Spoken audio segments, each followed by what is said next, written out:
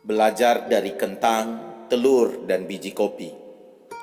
Pada suatu hari ada seorang anak perempuan yang mengeluh kepada ayahnya bahwa hidupnya sengsara dan bahwa dia tidak tahu bagaimana dia akan berhasil.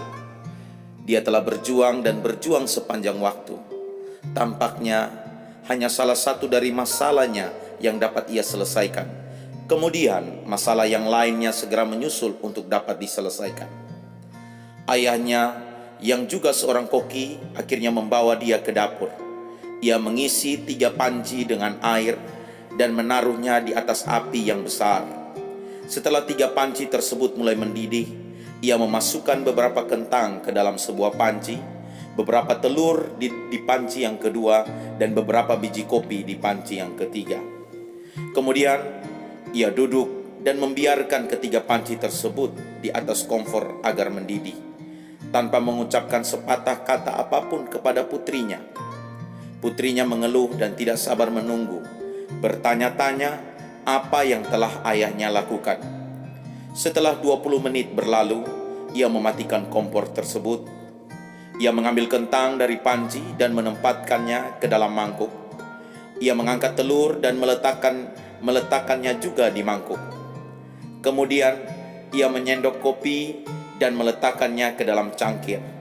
Lalu ia beralih menatap putrinya dan bertanya, "Nak, apa yang kamu lihat?" "Kentang, telur, dan kopi," putrinya buru-buru menjawab. "Lihatlah lebih dekat dan sentuh kentang ini," kata sang ayah.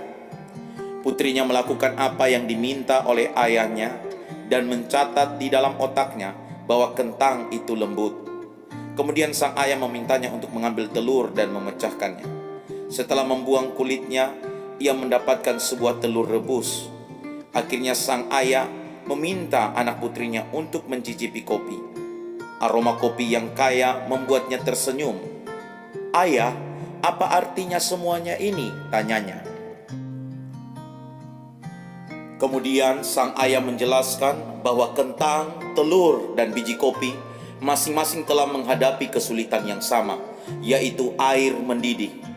Namun masing-masing menunjukkan reaksi yang berbeda. Kentang itu kuat dan keras, namun ketika dimasukkan ke dalam air mendidih, kentang tersebut menjadi lunak dan lemah. Telur yang rapuh dengan kulit luar tipis melindungi bagian dalam telur yang cair sampai dimasukkan ke dalam air mendidih, sampai akhirnya bagian dalam telur menjadi keras. Namun biji kopi yang paling unik, setelah biji kopi terkena air mendidih, biji kopi mengubah air dan menciptakan sesuatu yang baru. "Kamu termasuk yang mana, Nak?" tanya sang ayah kepada putrinya. "Ketika kesulitan mendatangimu, bagaimana caramu dalam menghadapinya?